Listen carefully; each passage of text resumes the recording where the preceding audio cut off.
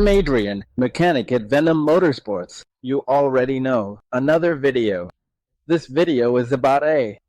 Today we're going to assemble an X22R. I think it's an X22 or 250, 250 cubic centimeters. Normally, we deliver them in boxes like this, and since we don't want to read the instructions, here's this video, simpler, easier. I had already broken open this box a while ago to make it easier to take apart. Faster. Well, actually, there's nothing special about cutting it, just one side. And, well, the inside basically looks like this. This is how it looks. So, that's the structure that protects the bike. It's actually pretty reliable. Now, we're also going to see how to break this one. So, let's do it. I think for this one we need a 14mm socket. And I'm not sure if it's a different one in the back. This comes like this. Oh, shit, the screw fell. This with a nut and a bolt. The bolt it's a 14mm. I'm not sure if this one is 13mm or 14mm. Ah, yeah, it's 13mm. It's 13mm or half an inch. Well, half an inch. So, I'm not really going to show, like, every single thing, taking out each of the screws, because, come on, we're not here to watch screws. We're here to see how the process goes to put it together. So, let's see what happens. But I think before starting to put it together, I'm going to the only thing I'll show regarding talking about screws and the what's it called? And this structure, the cage, this metal part is how to lift it without scratching it. Honestly, there's nothing complicated about it. It's pretty easy, but, well, just in case someone finds it tricky, that's what this video is for. The two metal bars that were in the middle are gone now. We have them here. There are two for each side. You have to try to move them carefully because we don't want to cut ourselves or anything like that. If you can use gloves, it's 100% recommended to use gloves. So, I'm going to remove these because we recycle them. Well, we don't reuse them, but we do put them in the right place to, get rid of them properly. I hope that didn't sound too harsh, but... So, anyway, the next step is to lift the case. I like to do it from the back to the front. That way, absolutely nothing gets exposed or scratched at all.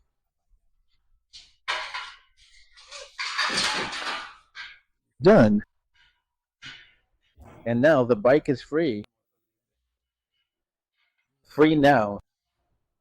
Now let's take off this plastic here. Few luck.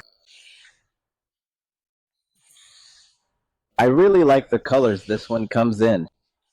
Especially this section right here. I find it really, really aesthetic.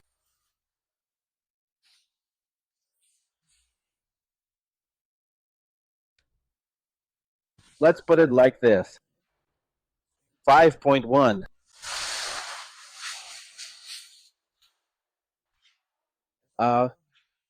This bike is also another good-looking one. I really like that slightly aggressive style it has. Actually, the whole shape of this bike it's really good, this one. It's comfortable. It's very economical.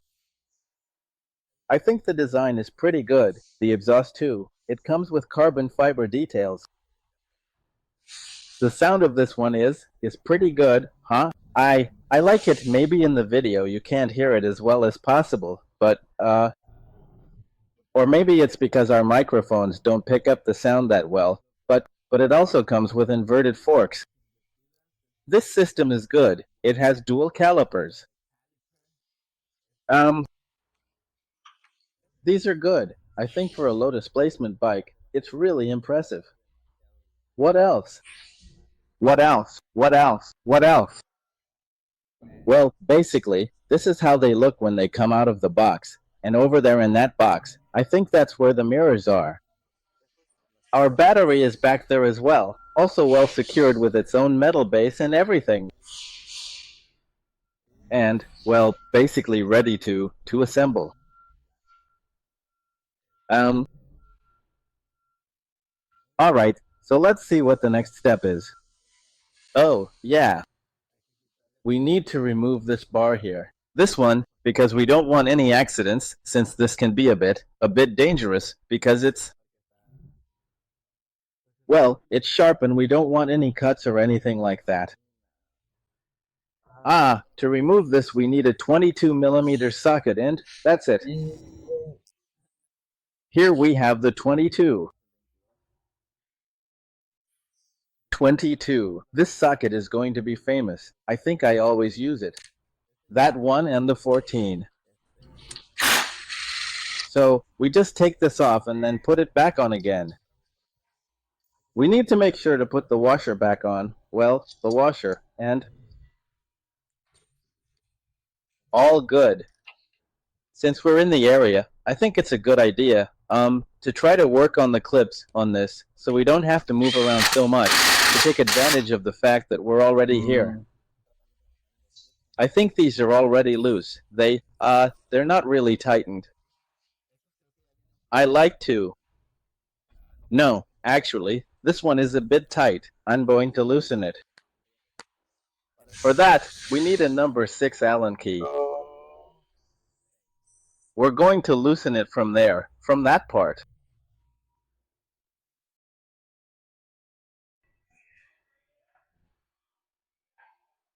$6mm Allen. I also have it on the drill, but right now, since it's a bit, it would be a little complicated to use it. So, I'll just loosen it here quickly, and then I'll use the drill to tighten it back up. Good. Normally, I like to align this like this, so that the lines here match up. Oh, shit, I'm not recording anything. So, I make sure the lines here match up, and what I do is leave this like this, about 2mm, inward, well, with a bit of difference, so they're not perfectly even, so it has a uniform shape on both sides, and it doesn't end up too open, but also not closed. I think for me, it's ideal to leave it like this. Alright, now we're good. So, we agreed that it's normal for it not to be perfectly aligned. That way, it's more comfortable for driving. Now I'm going to tighten it. I've got the same 6mm Allen key. On this one, the small one.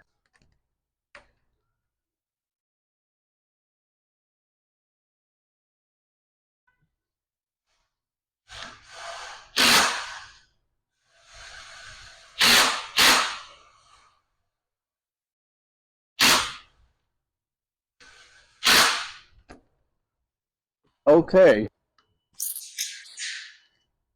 Done. We also need to cut these zip ties right here.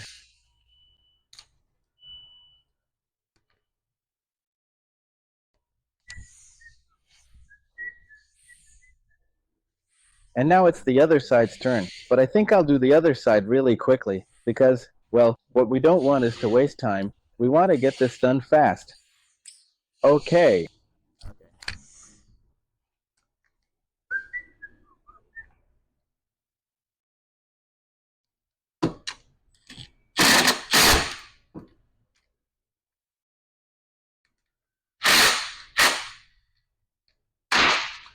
This one usually comes tightened, but since I'm here, I'll just make sure it's secure.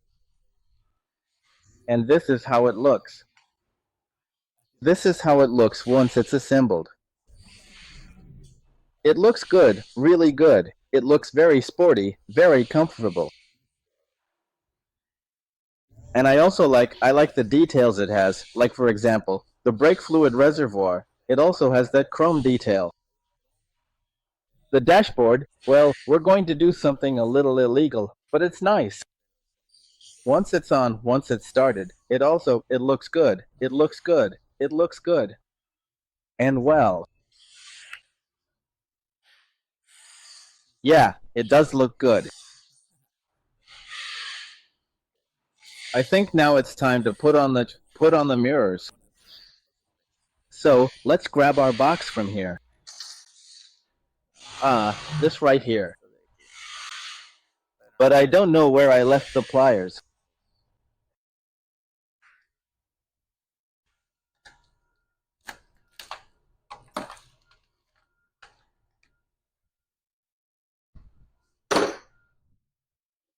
It also comes with a note. Be careful not to cut this. Alright, we've got everything. And now let's remove that screw over there. That's a... I'm not sure if I'm wrong. It could be a 4mm Allen. Yeah, 4mm Allen head.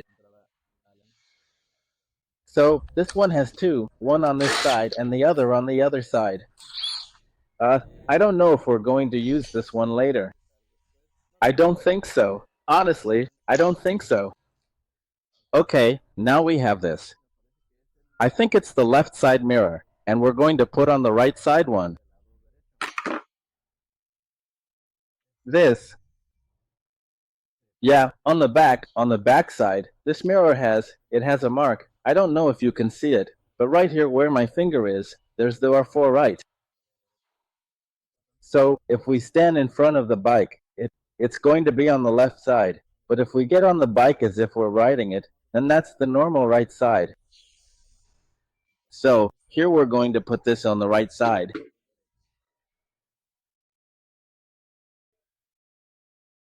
The mirrors come with these screws. They come with some Allen key screws, size 5, I think.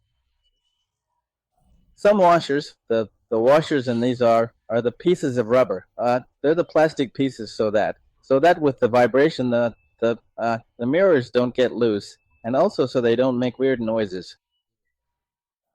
These nuts here we're not going to use. We can just save them, I don't know, for something else. But we don't need these because here it already comes with the thread. It comes with the thread.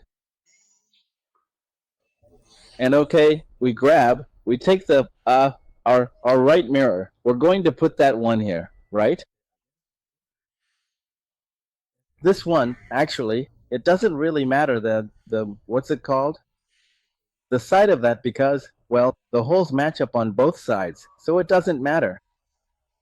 I always put them the same way so it looks better in case at some point we decide to take it off. But honestly, you can't really see it. The screw goes in like this with the... I already put on the lock washer, this washer right here, and, well, we just put it through here in the middle.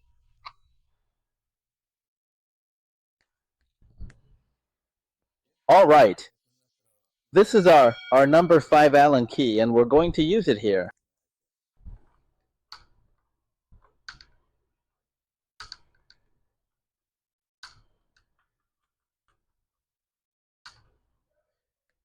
And so let's get the other screw.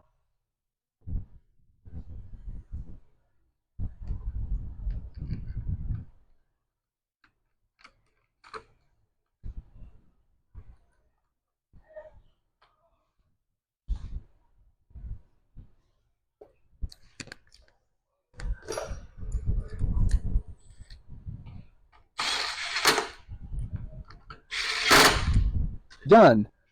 You don't have to use a drill. You can use whatever you want. As long as they're the tools we need. It doesn't matter if they're manual or this kind of tool. That's how one side looks, and the other side will look the same. I think I'm going to pause here and put on the other one. The other one will just appear automatically. Ta-da!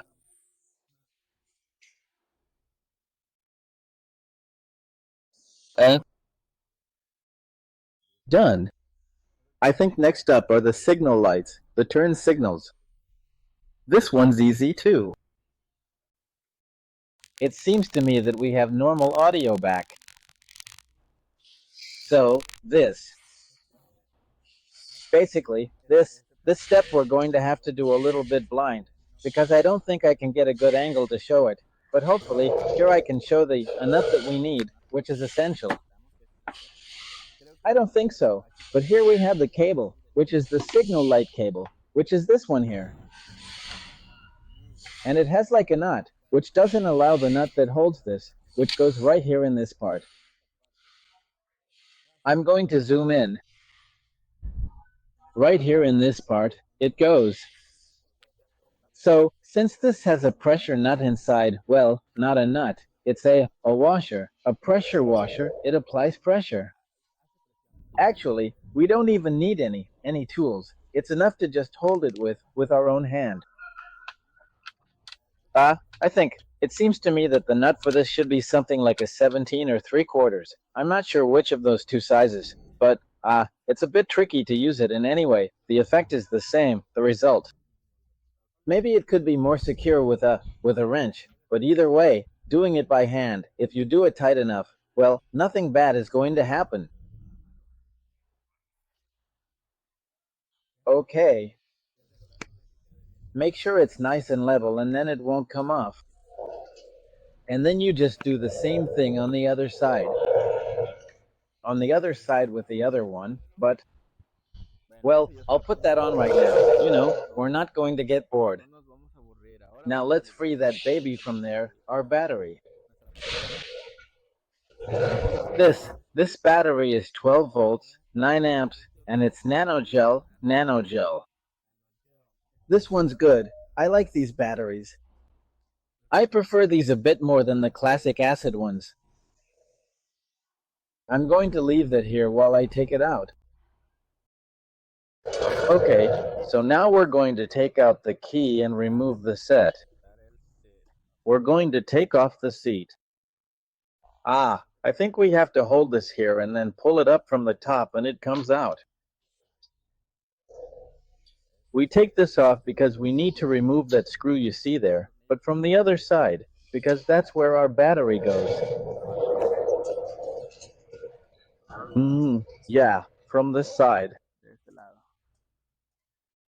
Okay, now we're going to need our Allen key, the one we already used for the other screw, 4 millimeters. 4 millimeters. I think it got stuck in the back. Well, I'll take it off right now.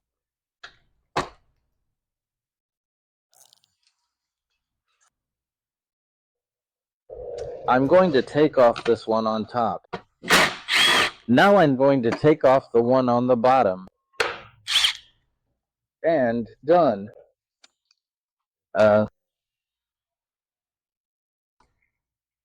This is A. What size is it?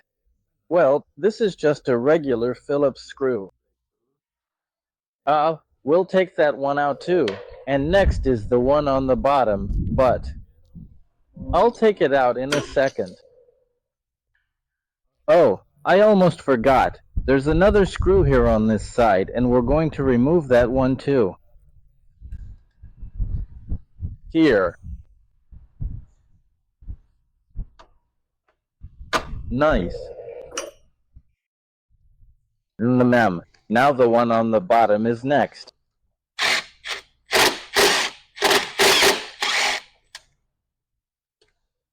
Oh, yeah. Okay. Now we have the space for the battery. We're going to put our battery in there. That one. And it comes with the belt. So, and then we put it here. We pull it a bit, and over here it has the other base to put the other piece of metal that this has. And now it's fixed here. It doesn't move anywhere. This battery comes in its box and everything, and the box also has a bag. This bag with screws. But I already tore it, so let's put it on. You always put this on first, the square nut. Then we pull this out a bit and put in a screw, one of these.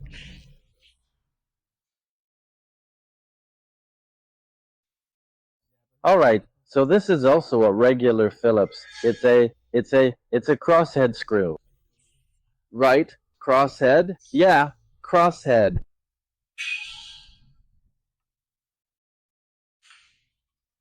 Done. Okay. Now it's on side number 1 and side number 2.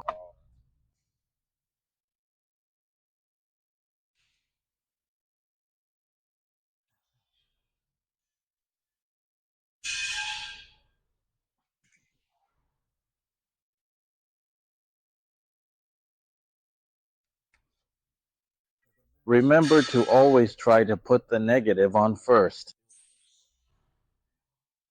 It's more recommended this way, so the CDI gets the first signal of power, and it's not as harsh as putting the positive on right away.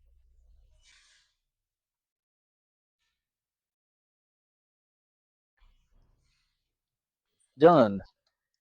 And, well, that's all for the battery. Let's see how the dashboard or the speedometer looks, whatever you want to call it. Look, yeah.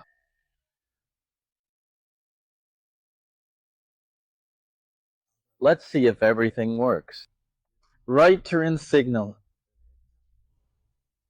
Okay.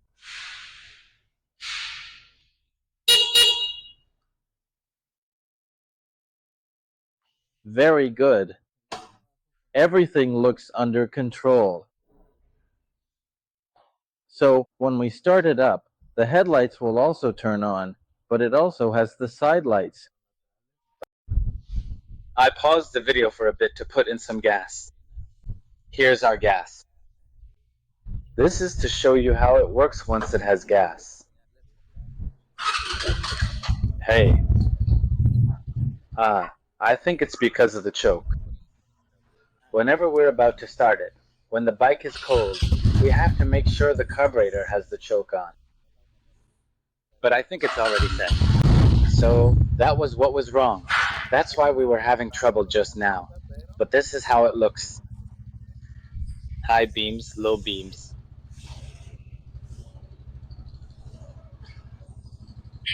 This one looks nice.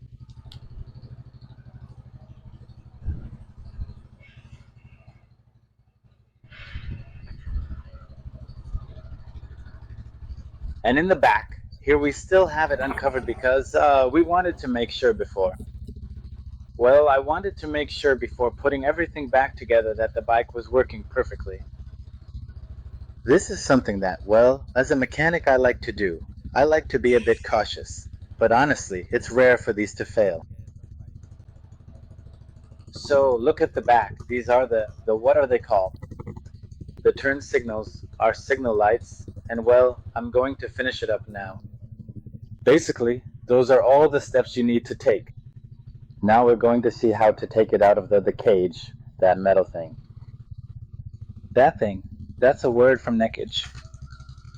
Yeah, from that metal base it has there, and that's it. So we already know how to remove the covers and everything. So it's exactly the same procedure to put them back in from the rear. And well, this is simple. These are all the steps. And now I'm going to finish putting it together so we can see it outside of all that.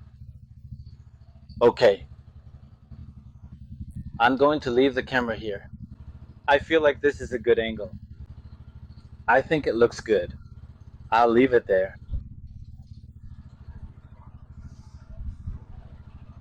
The back part also has disc brakes. This bike is totally complete. really good for beginners. All right, it's time to take it down from the metal base. This thing here. Um, it's already fully assembled. Still, I'm leaving these plastic protective covers on because, well, this, I don't know what the purpose is, but usually, to keep them better protected, we leave them like this. I like it. I like that they're really, really well covered, to avoid scratches and all that. So, all right, we're going to take this off. Ugh. I like to start from the back because I think there's more balance in the front. So, we just cut the cables here. Those right there. We cut them a bit. Well, not just a bit. We actually have to cut them all the way. It's just that they might be a little tight, so it's okay. It's okay if you struggle a bit. It's normal. It's better for them to be a bit tight than for them to be loose and risk the bike moving. These are, well, safety cables, so it's normal if they don't come off right away. You have to struggle a bit to get them off.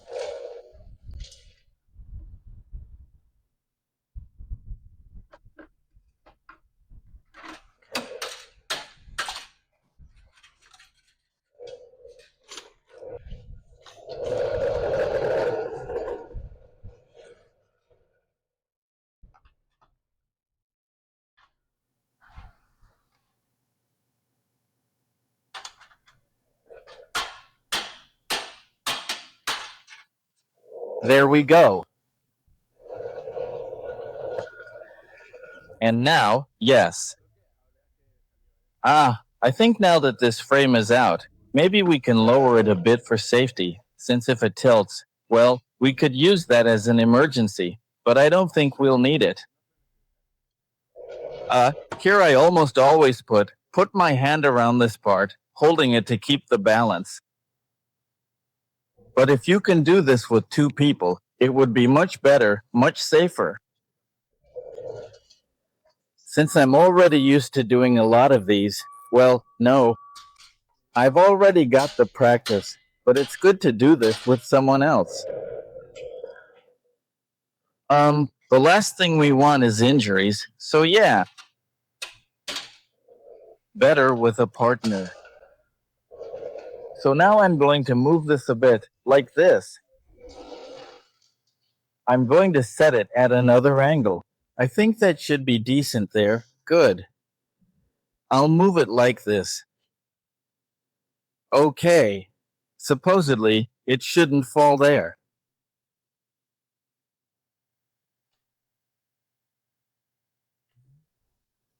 Let's leave it like that. What we're going to do is grab the handlebar, and from the back we're also going to move it, push it a little.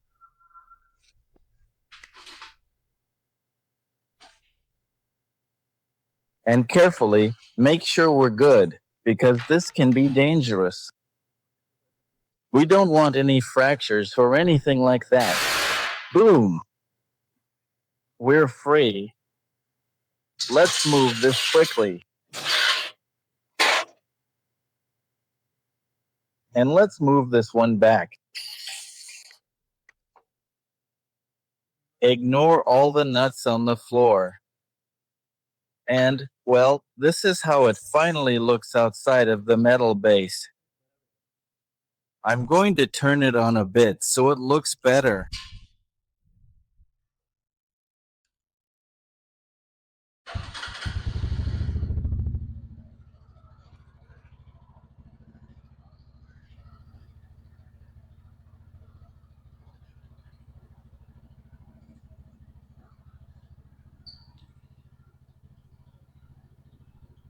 It looks exceptionally good, truly outstanding in every aspect. Well, I sincerely hope that this comprehensive information and detailed guidance proves to be incredibly helpful and beneficial for you in your endeavors, providing all the assistance you might need. You know, if you need help with anything else, we're here. Bye.